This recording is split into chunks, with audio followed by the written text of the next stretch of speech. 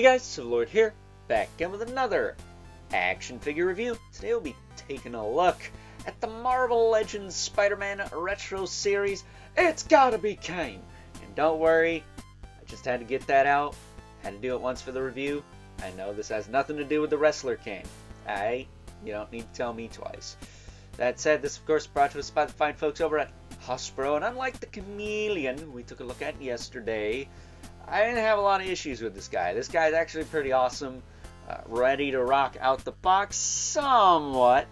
But before we get too far ahead of ourselves, why don't we cut right to the chase, get into the meat and potatoes of this review, and take a look, see at all Mr. Kane has to offer in terms of accessories, and he's got some open hands.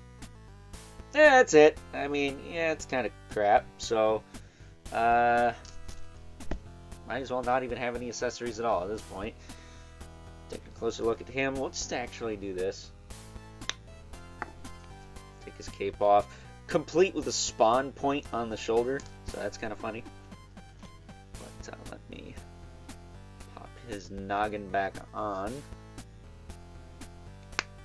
And to my surprise, this guy actually is, I think, a brand new sculpt. He doesn't use the Alistair Smythe forearms or legs, so that's cool. He's got his Batman spike game going on. He's got this sash across his torso. And yeah, nothing here really looks reused other than maybe some Vulcan parts in the shoulders. Maybe the hips, I'm not too sure. Maybe the waist. But the torso for the most part feels new. Most of the arms feel new. Most of the legs feel new. The feet might be reused from Vulcan as well.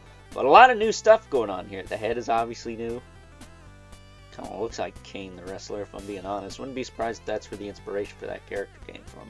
As far as articulation goes, his head is on a disc hinge. Looks up and down. Rotates. It's got a little bit of that lollipop going on, but not enough to be egregious, and he does have a cape, so they had to figure something out for that, I guess. Shoulders will pop out to the side about that far. He's got the beautiful butterfly, which thankfully wasn't stuck on mine, so that's a plus. All the way around the shoulder. Bicep swivel is fine. I will say I did have to heat him up and put a little soap in there, but it does work. Double jointed elbow works fine. Swivel hinge wrists. His ab crunch will go this far forward. Yeah, that definitely looks like a Vulcan ab crunch. This far back. Kind of clicks, kind of doesn't. Waist twist.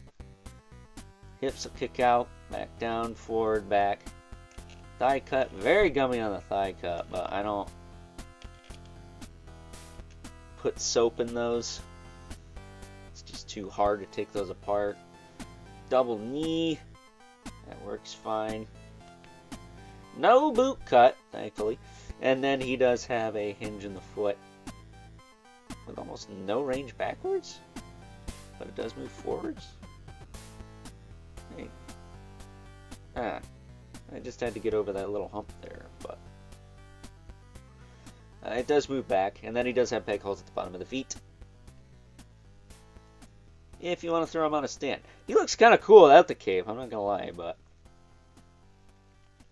I will be displaying mine with the cape, so it's less crap for me to throw in a bag.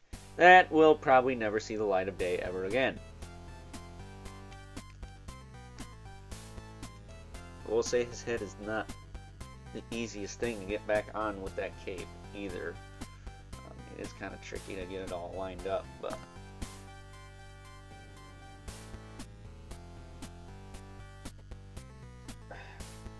Dak can have it. There we go. Just had to line it up. Use some behind the camera strength, if you know what I mean. But there you go. That is Kane in a nutshell. He's pretty cool. I'm not gonna lie. I didn't have a lot of problems with him. And then I just had to put a little lubricant in those biceps. And I imagine if I did it in the thighs too, that'd be fine. But I'm not gonna waste my time with that. Now am I? So with that being said, it's time now that we move right along and take a look at some size comparisons.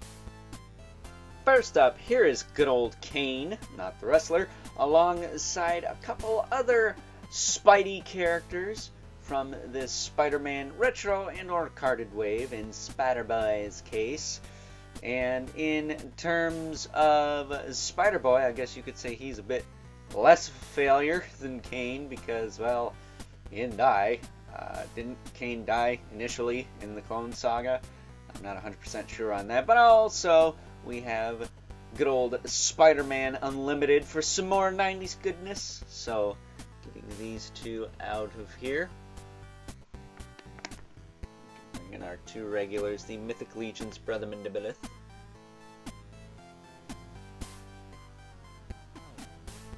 Right there. And the infamous Living Spawn.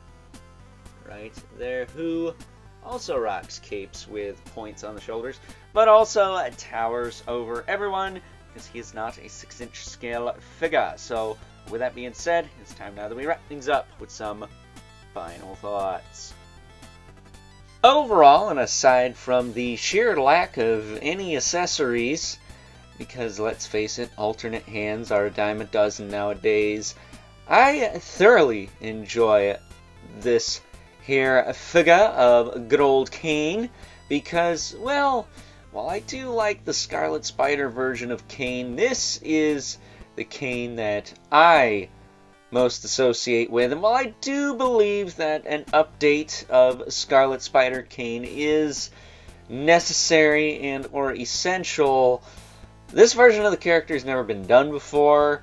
That other version has a few figures, but this one, I think other than a mini-mate that's supposed to come out, he doesn't have anything. So it's really cool to see him, and yeah, I think the fine folks over at Hasbro did a fine job with him. So with that being said, hope you guys enjoyed this review. Until next time, I'll catch you guys later.